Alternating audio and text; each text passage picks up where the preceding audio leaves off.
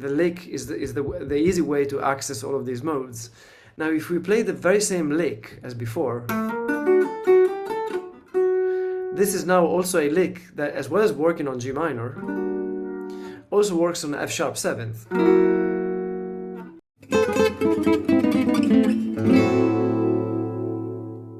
So we'll start from that G minor lick.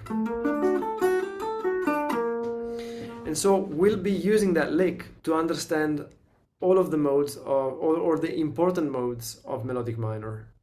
Step one would be to make sure we know that lick inside out and we know how to play it, on what beat, and so on. This lick, it starts on the one end. So it's 1, 2, 3, 4, 1. See how it starts with that triplet and then is 8 notes. 1, 2, 3, 4, 1. Or the other version, which is adding those 2 extra notes at the end. 1, 2, 3, 4, 1. There.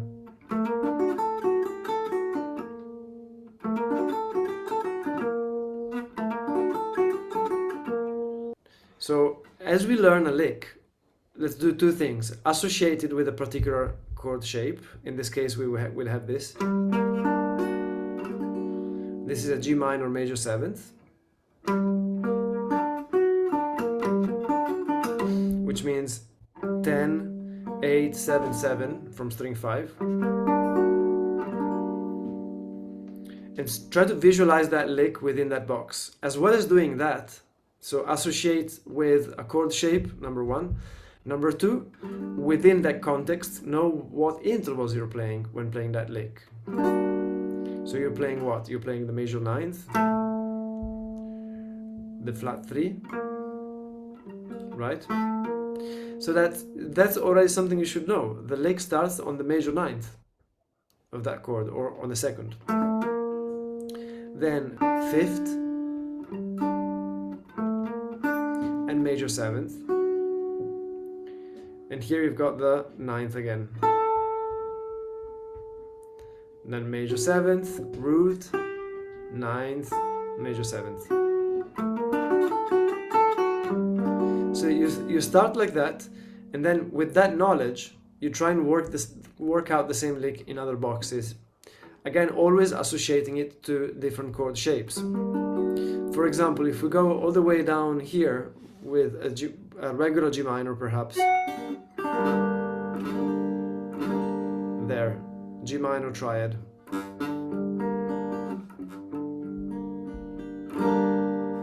Or a G minor major 7th.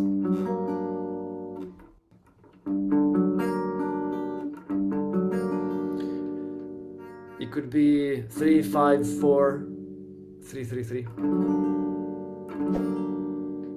Think of G minor. And so then you've got the same lick down here. Now the shape will change slightly because we cross that B string, so it will be from string 3, 2, 3, and now 3, 2. And then same.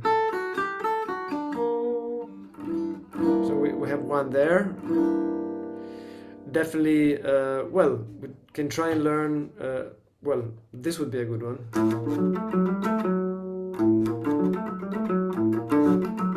So 5, 6, 5, 4, there.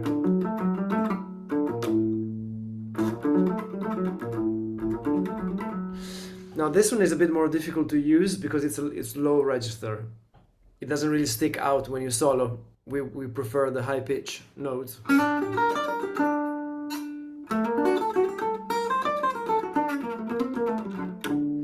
But if you're playing some solo guitar stuff or a duo with a singer, this low register stuff is really cool.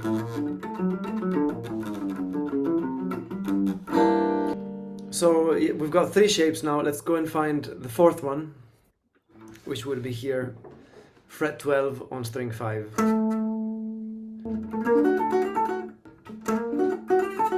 Again, always find the chord shape nearest, so it would be this, I suppose. G minor up here.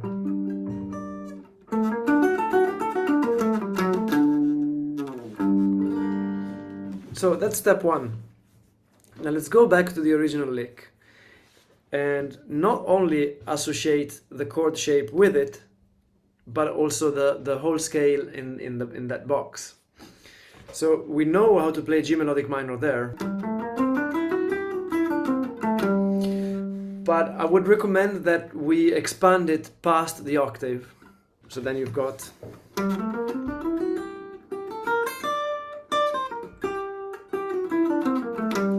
then you can keep going down. That's the major 7th, the major 6th, 5th, 4th, and flat 3. So now that you have that,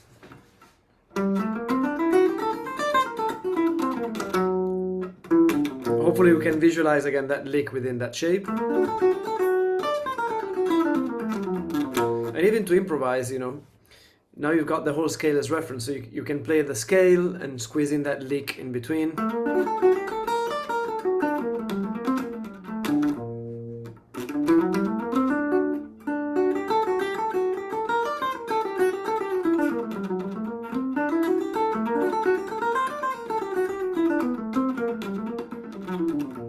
You know, that sort of stuff. That's your G melodic minor.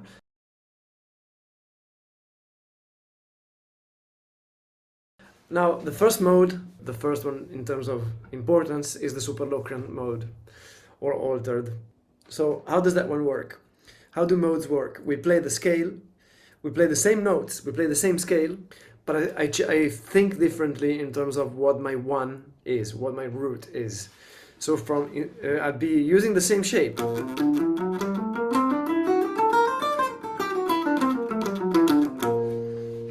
I'll be using that.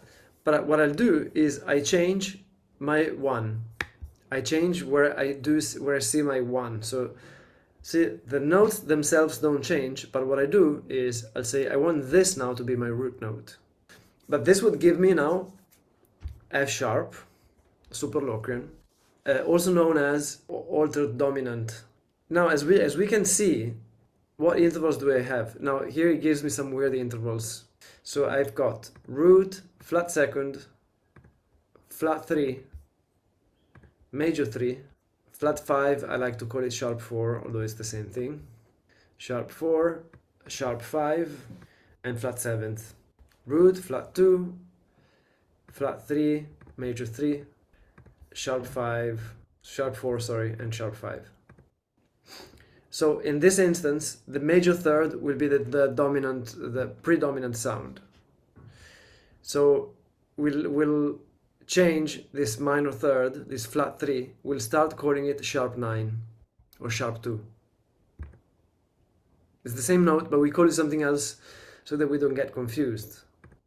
The most important information here is that we have a major 3 and a flat 7th. So this tells us that this is a dominant scale. It means that it works over dominant chords. Just play the root, the major third, the flat 7th, and this here. That's the Jimi Hendrix chord.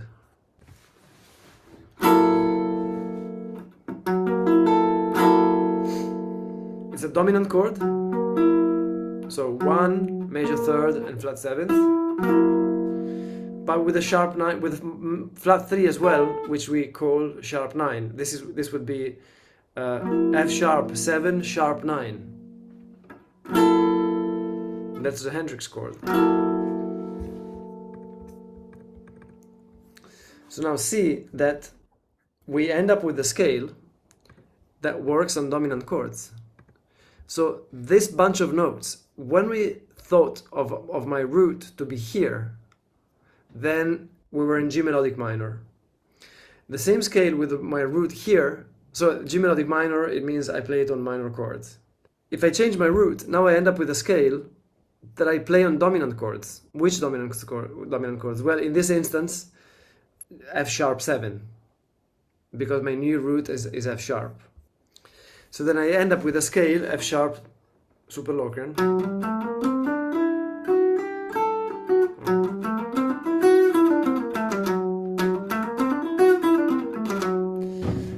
works over dominant chords. And again, it'd be the same notes. You just need to know where the root is now.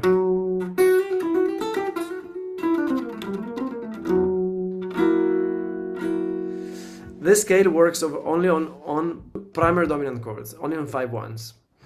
So F sharp 7th, when would that dominant chord be primary? If it goes to the 1, so B minor or B major.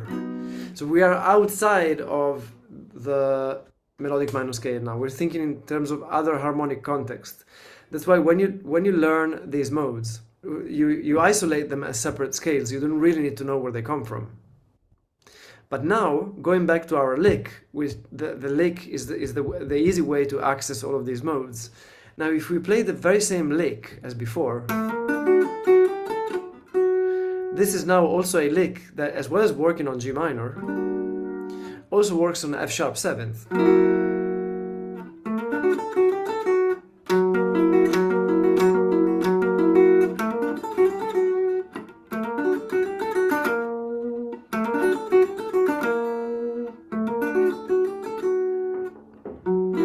So F sharp 7th to B minor. Remember, it starts on the one end. So 1, 2, 3, 4, 1. And so if you've got a 5/1, F sharp 7th to B minor. 1, 2, 3, 4.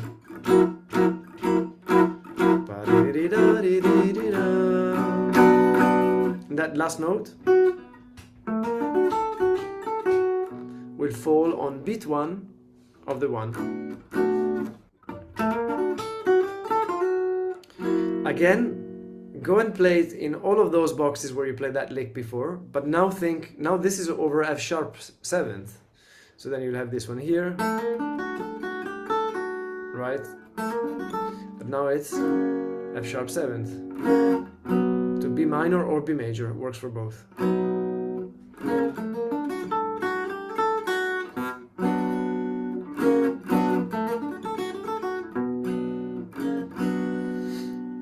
Well, all the other ones.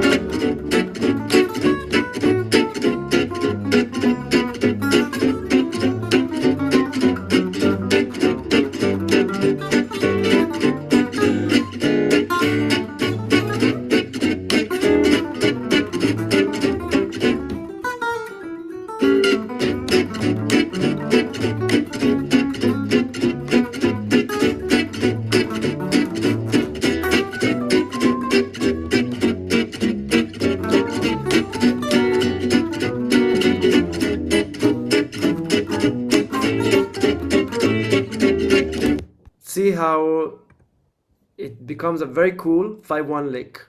Same box. Now it was G minor. Now it's also F sharp 7th to B. When it comes to the super Locrian, anyways, it is easy to figure out where it comes from, because being the 7th mode, we know that to find the mother scale, we just go half a step above it. F sharp 7, F sharp super Locrian comes from G melodic minor, right? But then this same process becomes more difficult for other modes. For example, the next one that we're gonna go and approach is built on the 4th of the melodic minor. So it starts becoming a bit, okay, the 4th of G, so you have to think, we'll do a jump of a 4th, it becomes C. It's a step that you don't need. You know, it's a waste of energy. It's a waste of mental energy. You just learn it as a separate scale, learn on which chords and harmony it goes. So with that in mind, the next thing that we're going to look at, so we've got melodic minor, works over minor chords, super Locrian, it is the 7th. And then we've got Lydian dominant, would be this next mode.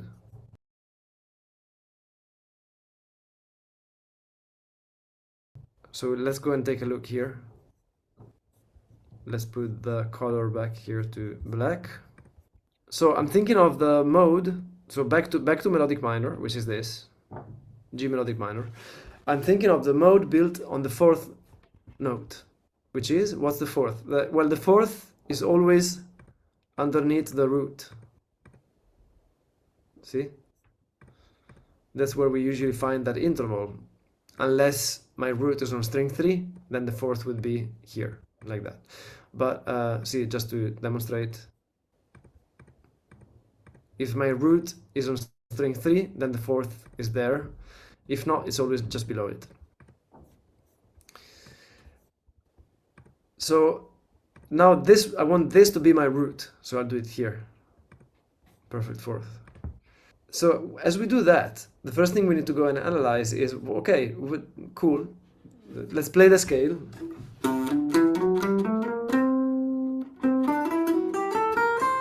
And we can start getting used to the sound of that scale like that. We should know how they sound. And before we know how they sound, we can learn it by playing it.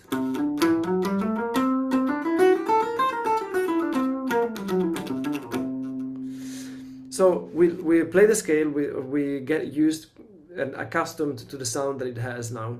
Remember, eventually the goal is to learn these as separate scales. The information that it comes from G melodic minor.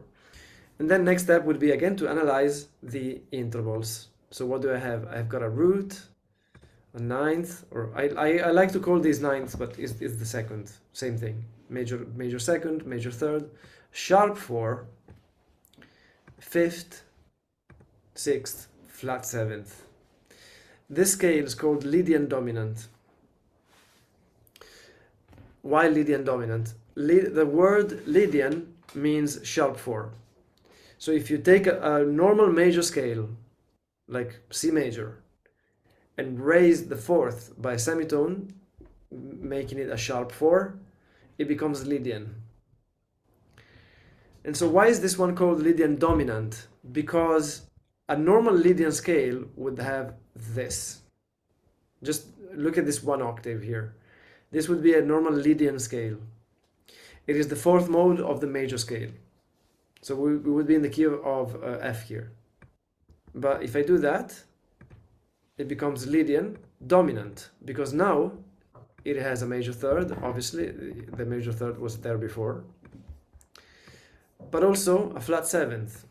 So what do we know about major third and flat 7th? When any scale, just like the super Locrian, when any scale, arpeggio or chord have a major third and flat 7th at the same time, in the same environment, they are dominant scales. So they go on dominant chords.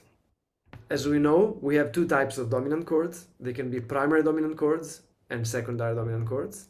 This particular scale works on secondary dominant chords only. But how do I find out whether it works over a primary dominant chord or secondary dominant chord? You can do that by ear, actually. By ear, by doing... You can tell something's off.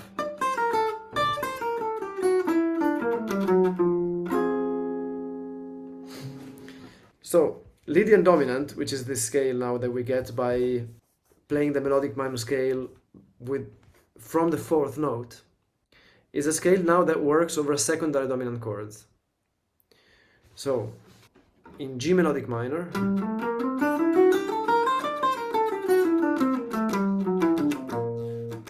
I've got C Lydian dominant, which will go over C 7th.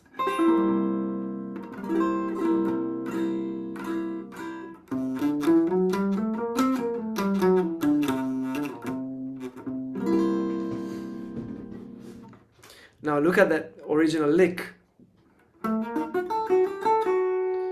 Now this lick will also work over a C 7th, not only on G melodic minor, on G minor, on F sharp 7th, but also C 7th. When will I be able to use that lick over a dominant chord like that? Because remember, what did we have for super Locrian? F sharp 7th. The lick started on the minor third of it. Now with this, the lick starts on the 6th.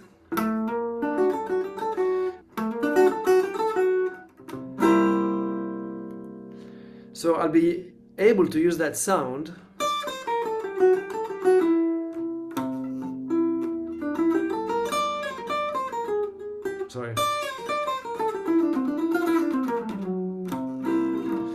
I'll be able to use that sound on dominant chords, secondary dominant chords.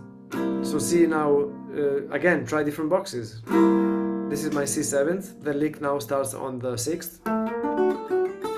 Then I've got C7 here.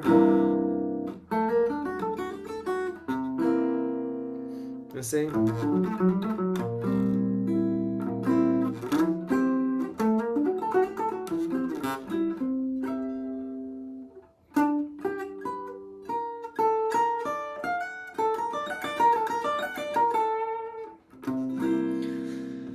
Why is this great? This is so useful for, again, all of those secondary dominant chords. So why is it useful? Because normally on secondary dominant chords, it's usually when we don't know what to play. No, where it's always difficult to play something that sounds good. I always think of Out of Nowhere. Always think of that. That E flat 7th, it's difficult to make sense on it. You go G major. Why is this secondary dominant and not primary dominant? Where is that a 5-1? Where does it go after? It goes back to G major. So it's secondary dominant. To classify as primary dominant, you would have to go to an A flat, major or minor. That would be a 5-1. But it doesn't, it goes back to G. So it's secondary dominant. So here,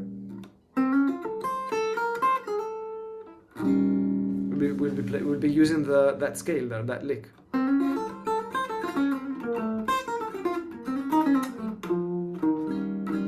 And see how finally we have a tool to address those secondary dominant chords.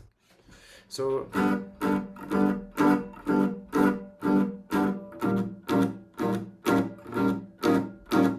it'd be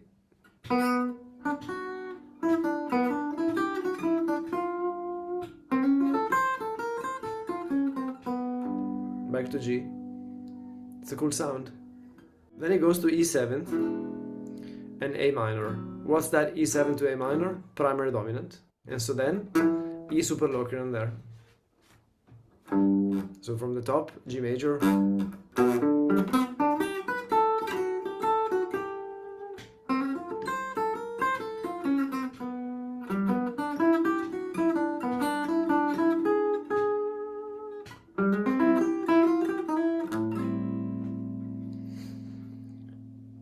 The last one is my favorite, but also the trickiest one to use. The last one is this.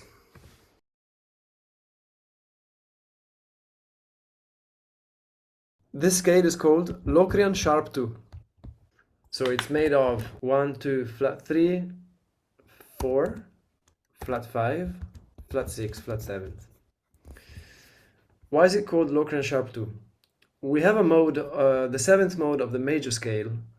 It's called Locrian, and it's this. This again is a scale that I do use on half diminished chords, because it still has the relevant intervals to a half diminished chords.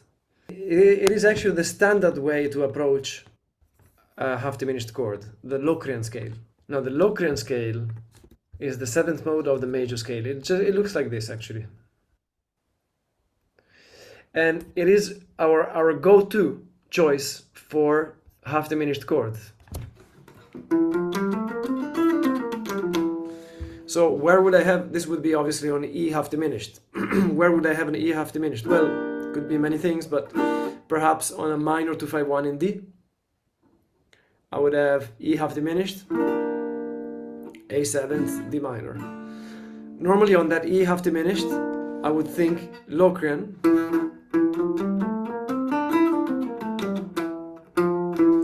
And see, I would be expecting that flat 2 as part of that sound.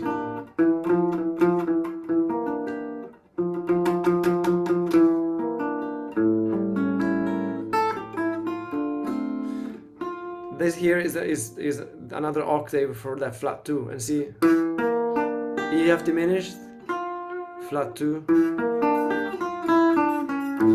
A seventh, and D minor.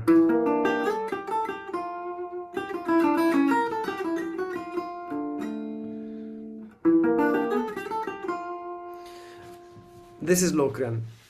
Now this is similar, so it actually works on the same chord, but it has this. This is the special thing about this scale, that major second. And that's why it's called Locrian sharp 2. Because normally a Locrian scale has a flat 2. If I sharpen it, it becomes a natural 2. Having said that, this scale is also called Locrian natural 2. So you'll find it both ways. Locrian natural 2 or Locrian sharp 2 is the same thing. It's this. So what's the beauty of this? The beauty of this is that now I have a scale that I use on half diminished chords, but it has that major second that makes it super special. So special that to begin with, if you try and play it on its own, it will sound a bit odd, but you need to learn how to use it. But see how that second, and we have one here as well. Right, this major second down here. See how that's the sound that we would not expect over a half diminished chord. Can you see that? It is so odd that probably, you know, if I go and play that interval over that half diminished, it would probably sound like the wrong note. We will try that over Bossa Dorado. 1, 2, 3, 4.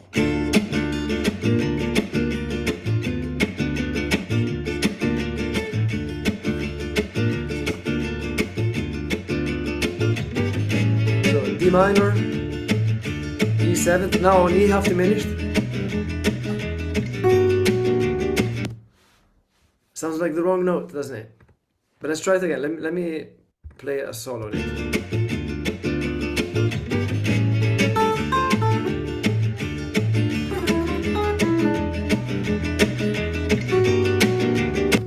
Okay, it's odd, isn't it? But when you know how to use it. Well, first of all, through that lick, will already make it more music. So now this lick also works on E half diminished, the very same lick. So let's try the lick alone.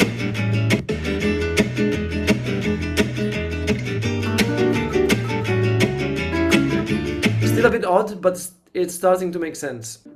You don't know it yet, but your brain is dying to hear A super Locrian over A seventh next. Now, how do we play that with the same lick? What is A super Locrian over A seventh? It is B flat melodic minor. So, and what was that E Locrian sharp 2? Which main super Locrian scale did it come from? From G melodic minor. So we said G melodic minor over E half diminished and B flat melodic minor over A seventh. G melodic minor over E half diminished, B flat melodic minor over A seventh. G melodic minor and B flat melodic minor, how many semitones are they apart from each other? 3 frets. So literally, I play that lick, this will work over the 2 of my 251. Then I take that same thing, move it 3 frets up. Now that works on A seventh. But it's that cool effect of playing the same lick a minor third above it. Is that melodic minor vibe.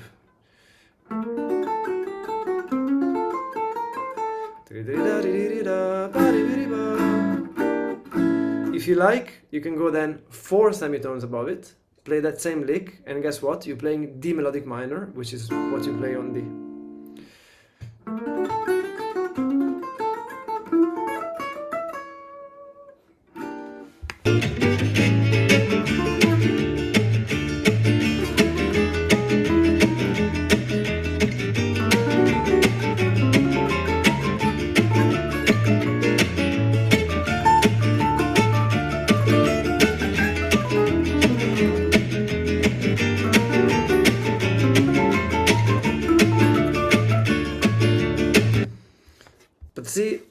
for me, melodic minor, when you really digest it, it gives you the skill set to improvise on anything in an interesting way as well.